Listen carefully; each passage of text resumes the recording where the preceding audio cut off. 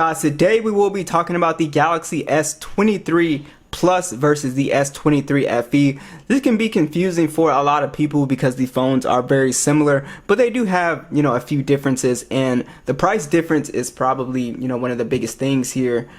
So when you do look in the used refurbished marketplace, you will see that you can get a S23 Plus for $459, excellent condition, and then you can get an FE for $351, excellent condition. And again, these are USA prices here, so you do have a pretty big price gap, especially if you're on a budget that's a big amount of money.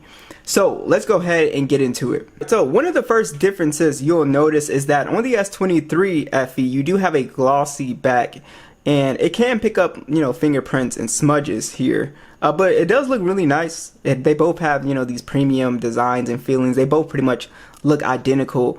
The S23 Plus has a matte finish on it, so you won't really pick up fingerprints on this one. They're both obviously glass and metal phones as well too, and pretty much have the same layout as well. So they both pretty much have the same design. They both feel really good in the hand as well too. So let's talk about the displays. So the S23 Plus has a 6.6 inch display. It's dynamic AMOLED, 120 Hz HDR10 Plus at 1750 nits peak brightness. It also is 1080p and has 393 for the PPI. The S23 FE has a 6.4 inch display, so it's a slightly smaller display. And then you also do have the dynamic AMOLED display, 120 Hz HDR10 Plus, but this has a 1450 nits peak brightness, so it's not as bright in direct sunlight as the S23 Plus. It also has a 1080p resolution, 403 for the PPI. One of the things that you will notice here with the displays is that the bezels are much thicker on the S23 FE. So the bezels actually come in at 83.2% screen to body ratio, while the S23 has a 87.6. So it just makes the S23 Plus look a little bit more premium, in my opinion. But again, this is very small stuff, but the biggest difference here is going to be slight display size, and then you also do have the difference when it comes to the max brightness as well too.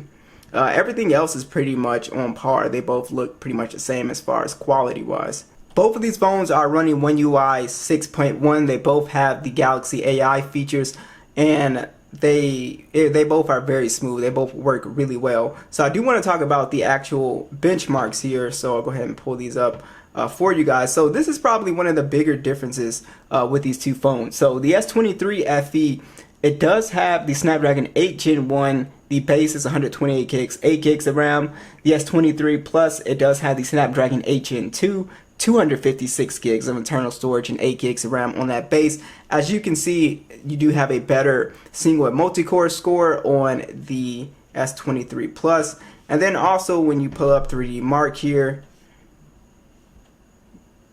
you can see the difference in scores here.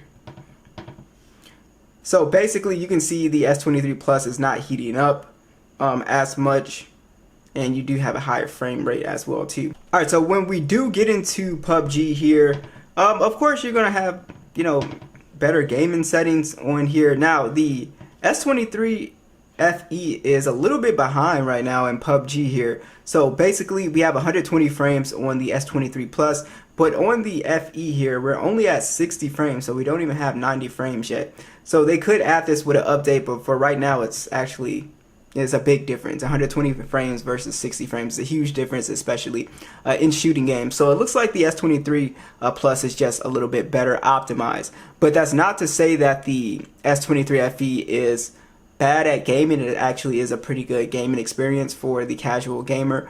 You can easily play games no problem on here. So yeah, so basically what you need to know is that you have a better gaming experience on the S23 Plus, but that's only if you're like really into games, you're a hardcore gamer. If you're not, you can easily game on the S23 FE, no issues. It doesn't really overheat too much. It does get a little bit warmer, but it's not like a big deal if you're a casual gamer.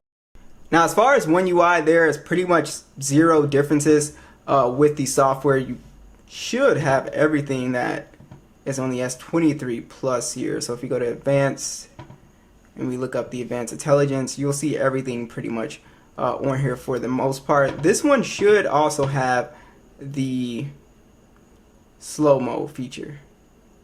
Oh, it does not. So basically what that slow-mo feature does is it's a part of the whole AI experience. So you can see if I tap down on this one, it'll automatically do the slow-mo thing. This one does not, surprisingly, so I guess that's only for S23 Plus. We got both phones at max volume. Let's check out the speakers. We'll start with the Plus.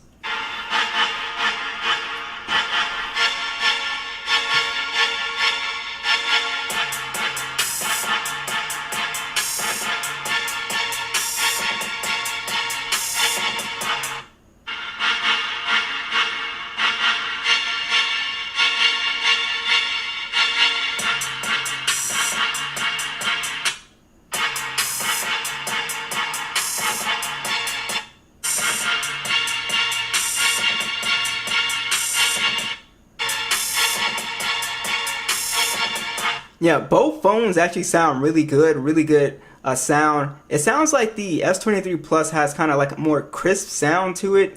There's a slight, it's a difference in sound here. So I wonder if, no, it's not on. Yeah. Yeah, I do like the S23 Plus a little bit more, but the FE sounds really good. But there is like a slight difference, but they both sound really good. Now there is also another difference here, guys, with the fingerprint scanners. So the S23 FE, it does have the optical one, so it works fine, but the ultrasonic one, it's like almost instant, so you can kind of like lightly tap it. It's a very small thing, it's a very minute thing, but the fingerprint scanner is faster on this one for sure. So you have a very similar camera setup here. So the FE has a 15 megapixel standard, 8 megapixel telephoto, 3x optical, with a 12 megapixel ultra wide. It shoots in 8K 24 with a 10 megapixel selfie that shoots in 4K 60. This one goes to 30x zoom. And then on the Plus, you do have a 50 megapixel standard, 10 megapixel telephoto, 3x optical, 12 megapixel ultra wide. It shoots in 8K 24 and 30 with a 12 megapixel selfie that shoots in 4K 60.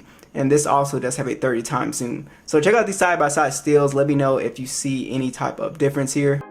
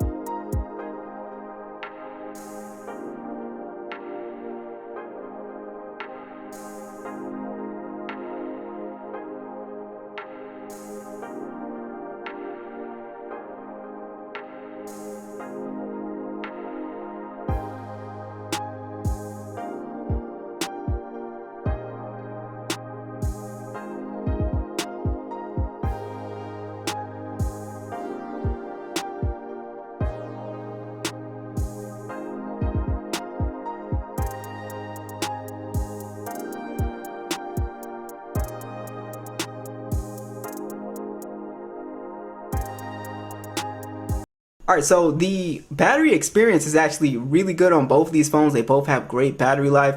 So I wouldn't really say that one is better than the other. They both have pretty similar size batteries. The Plus with a 4700 milliamp hour, and this one, the FE, with a 4500 milliamp. You do have differences in charging speeds. This has 45 watts versus the 25 watts on the FE. And then they both have wireless and reverse wireless charging. So technically, yes, the battery experience is going to be a little bit better on the Plus simply because of the faster charging. But as far as screen on time and battery life and standby time, it's really good actually on both of these phones. So it's pretty interesting. Both phones are really close. I would say, honestly, if you're not like a gamer, you really don't need the Plus. It's really more for people who are really into games. It really comes down to what you thought about the camera, because I thought they were pretty close as well too.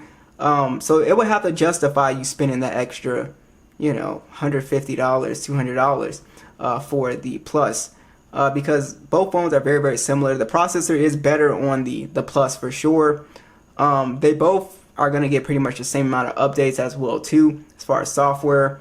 Yeah, so very, very similar phones here. It really comes down to the very small things in this comparison. So let me know what you guys think, and I'll catch you guys in the next one.